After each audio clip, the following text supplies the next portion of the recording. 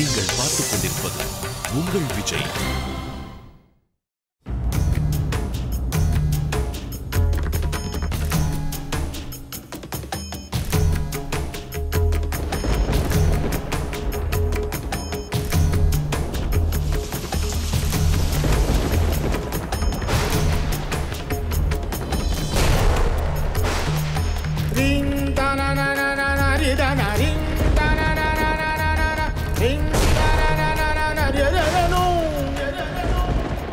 மகாதேவரை பிரிந்து அண்ட சராசரங்களும் துன்பத்தில் ஆழ்ந்துள்ளது.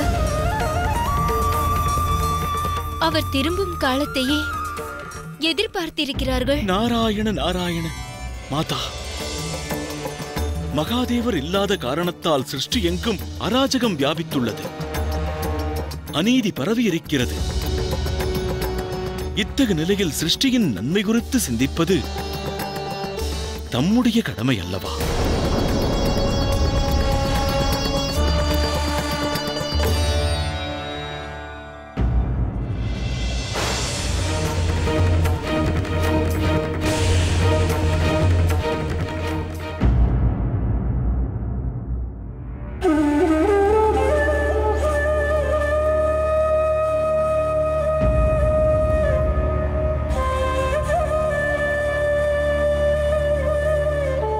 அன்னையே, பிரபு எப்போது திரும்புவார்? அவரை தரிசிக்க வந்தவர்கள் நிராசையோடு திரும்புகிறார்கள். சிருஷ்டியின் சீர்குலைவை கண்டபின் கவலையில் ஆழ்ந்துள்ளார்கள். தேவர்கள் தமது கடமையை செய்ய மறந்தனர். அநேக காலங்கள் உருண்டோடி ஆனது. எனினும் எங்கும் எந்த சீரமைப்பும் ஏற்படவில்லை தாயே. இவ்விதமே சிருஷ்டி இயங்கி வந்தால் இது நிலைமை என்னவாகும்? இந்த சங்கடத்திற்கு ஒரு தீர்வு காணவே மீண்டும் ஈசனை சந்திக்க ரிஷிகள் வந்துள்ளனர். தற்போது அவர் இருக்கும் இடம் தெரியாது என்று நான் கூறவா?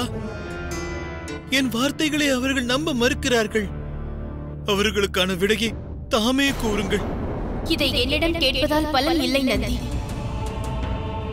ஏனெனில் ஈசன் எப்போது திரும்புவார் என்று எனக்கும் தெரியாது. ரிஷிகளுக்கு நீ அளிக்க வேண்டிய பதில் என்னவென்றும் எனக்கு தெரியாது. மகாதேவர் திரும்பும் நிலையில் அது குறித்த தகவலை அனுப்புவதாக ரிஷிகளுக்கு கூற, தமது சங்கடங்களில் இருந்து விடுபட இத்தனை ஆர்வம் கொண்டிருந்தால் தேவ கணங்களை சந்தித்து அதற்கு தீர்வு காண சொல்.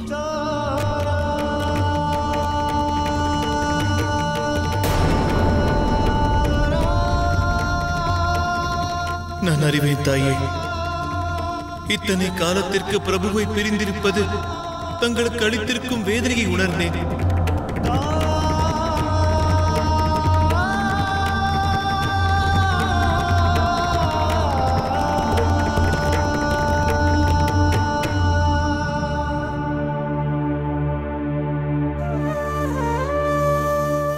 காத்திருப்பதை விட பெரிய துன்பம் சிருஷ்டியில் ஏதும் இல்லை சுவாமி.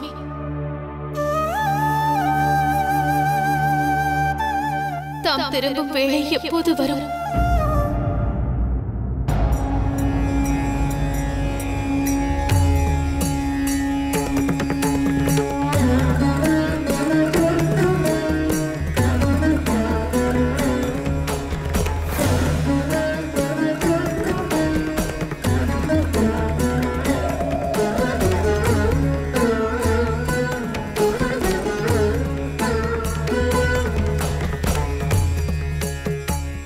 அதற்கான வேளை நெருங்கியது பார்வதி. சிருஷ்டியில் சங்கடங்களை களையும் பொருட்டு விக்னங்களை நீக்குவது அவசியம் என்பதை நீ உணர்வாய். அமங்கலங்களை மங்கலமாக்க வேண்டிய அவசியத்தையும் அதை செயலாற்றும் மார்க்கத்தையும் நீ உணர்வாய். இந்த சிருஷ்டியெங்கும் பரவியிருக்கும் அறிவீனம் எனும் நோயை போக்க நற்புத்தியை ஸ்தாபிக்கும் வழியும் உனக்கு புலப்படும்.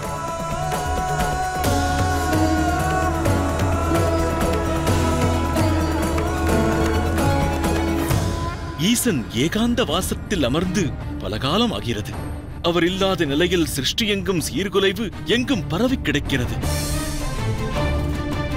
நான் சஞ்சாரம் முடித்தே திரும்புகிறேன். சிருஷ்டி தன் சகிப்புத்தன்மையை இழக்கும் நிலையை எட்டிவிட்டது பிரபு. பிரபு, இதற்கு விரைவில் ஓர் உபாயம் காணாவிடில் அனர்த்தம் நிகழ்ந்துவிடும். கவலை வேண்டாம் நாரதா.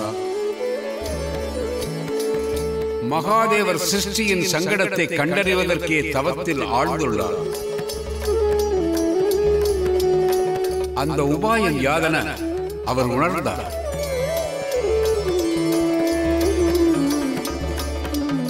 விரைவில் அந்த உபாயம் யாதென்பதை தேவி பார்வதியும் உணர்வார்கள். அதற்கு பின்னர் அவர்கள் இருவருக்கும் இன்னொரு புதல்வனும் தோன்றுவார்.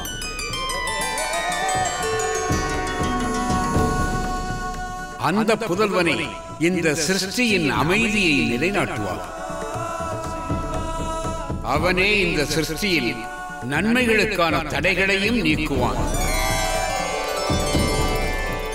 அவனே இந்த சிருஷ்டியை சூழ்ந்த அனைத்து பின்னங்களையும் அழிப்பான். எனினும் தந்தையே, இந்த சத்தியத்தை அன்னை பார்வதி எவ்வாறு உணர்வார்கள்?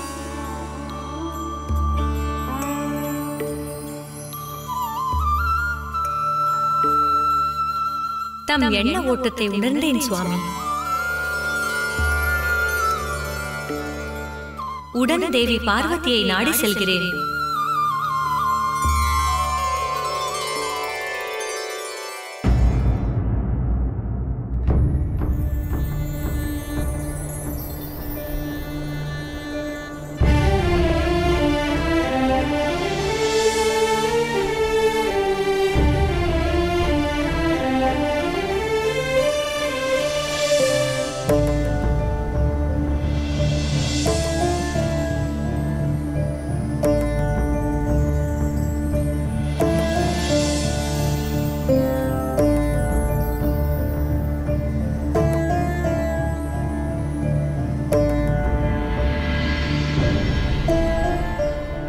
தனது வாழ்நாளில் ஒரு பெண் எத்தனை தனிமையை உணர்கிறாளோ அதனை வேறு எவரும் அனுபவிப்பது இல்லை. முதலில் ஈன்ற அன்னை தந்தையை பிரிந்து அதற்கு பின்னர் அசோக சுந்தரியையும் கார்த்திகேயனையும் பிரிந்து நான் வாடினேன். எமது சுவாமி எப்போதெல்லாம் தியானத்தில் ஆழ்ந்து விடுகிறாரோ அவரின்றி தனிமையில் வாடி வதங்கும் மனைவியான நான் வேதனையால் இவ்வாறு தவிப்பதை அவர் உணர்வதும் இல்லை.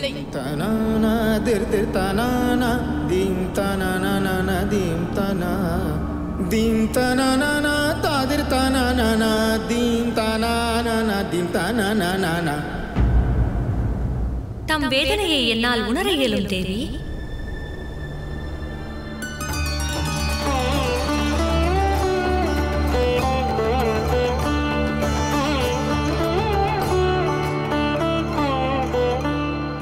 அவரவர் தம் உத்தேசத்தை பூர்த்தி செய்யும் பொருட்டு சென்று விடுகிறார்கள்.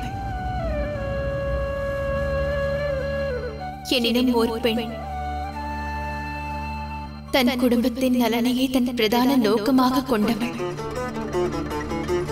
அவள் பின்தங்க நேரிடுகிறது.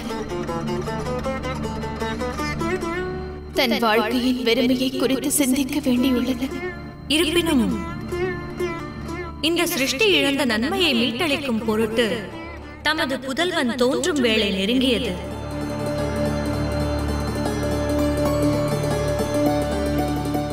புதல்வனா?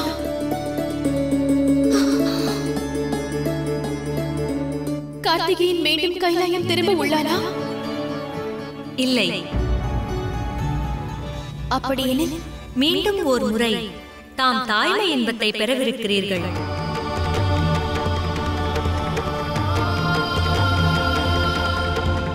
தமக்கு தோன்றும் புதல்வன் ஈசன் துணையின்றி தம்மை சார்ந்த யோக சக்தியினால் அவதரிக்கவிருக்கிறான்.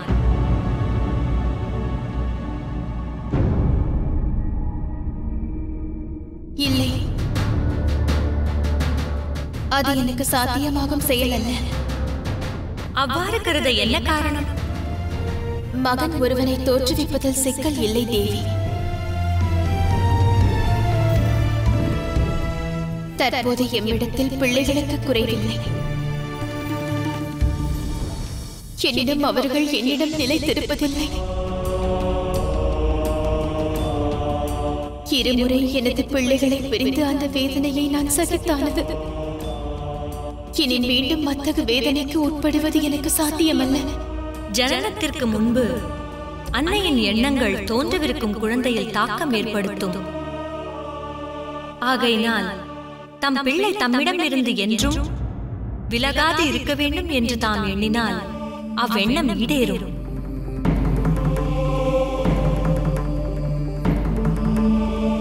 என்னை மன்னித்தருளுங்கள் தேவி. எனினும் அதை நிகழ்த்துவது எமக்கு சாத்தியமல்ல.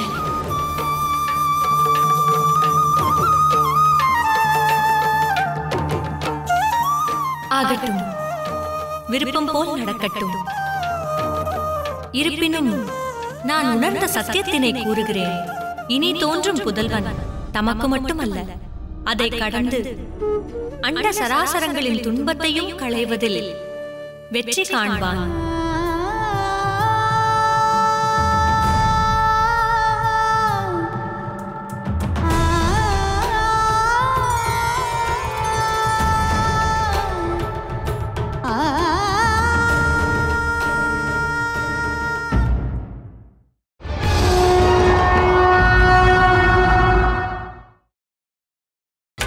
நீங்கள் பார்த்துக் கொண்டிருப்பது உங்கள் விஜய்.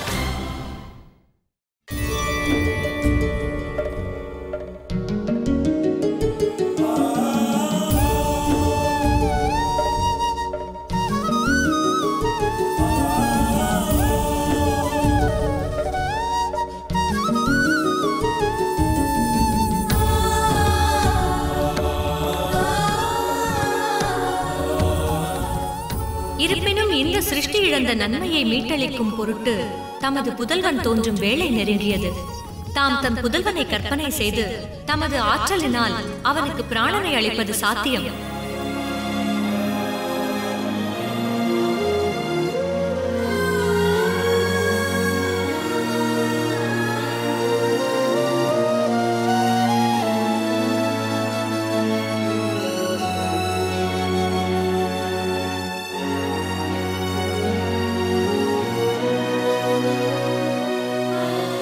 அராஜகம் வியாபித்துள்ளது, அனர்த்தம் நிகழ்ந்துள்ளது.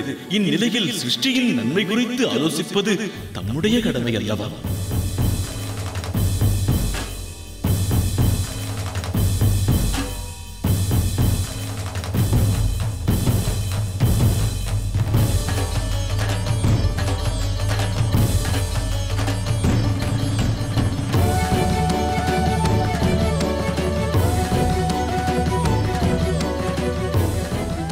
எமக்கு தோன்றும் புதல்வன் இந்த சிருஷ்டியின் சங்கடம் தீர்ப்பான். அண்ட சராசரங்களின் நன்மைக்காக அத்தகைய புதல்வனுக்கு ஜனனம் அளிப்பது என் கடமை.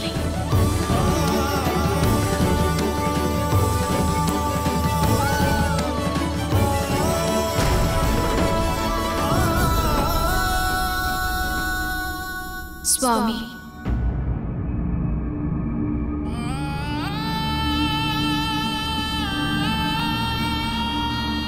தாம் அருகில் இல்லாத சமயத்தில் சங்கடங்களை களையும் பொருட்டு நன்மை விளைவிக்கும் மங்களம் நிறையச் செய்யும் ஓர் புதல்வனை தோற்றுவிக்க தீர்மானித்தேன். எமது இந்த புதல்வன் இந்த சிருஷ்டியை சூழ்ந்திருக்கும் அநீதி என்னும் இருளை போக்குவான்.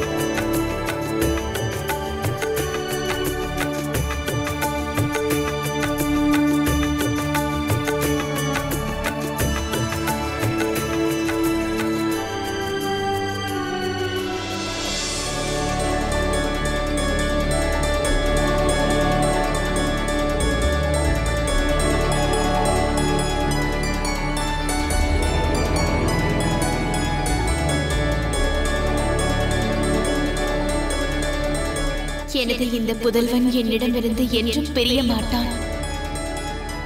என் நிலையிலும் என்னை விட்டு அகல மாட்டான்.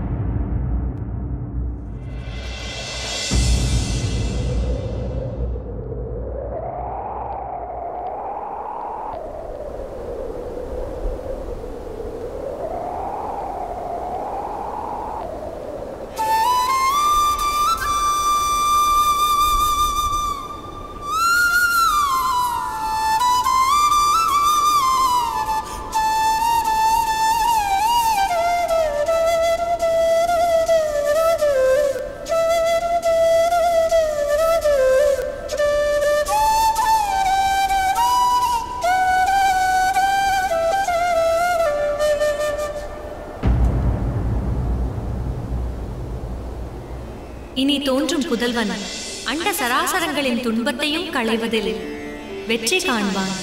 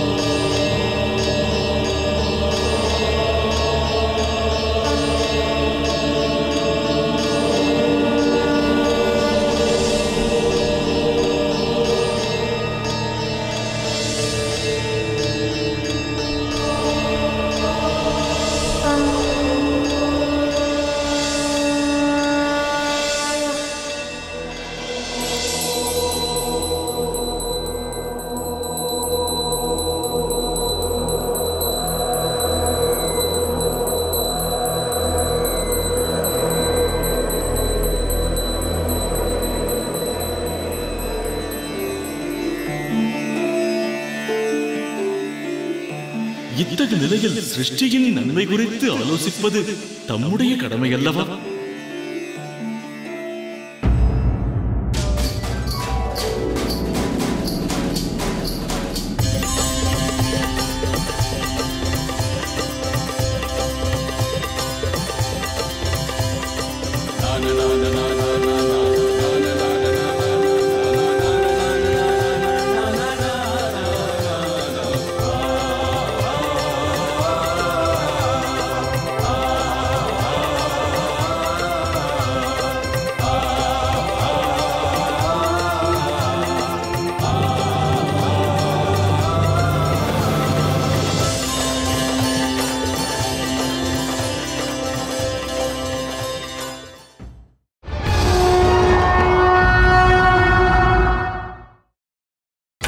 நீங்கள் பார்த்துக் கொண்டிருப்பது உங்கள் விஜய்.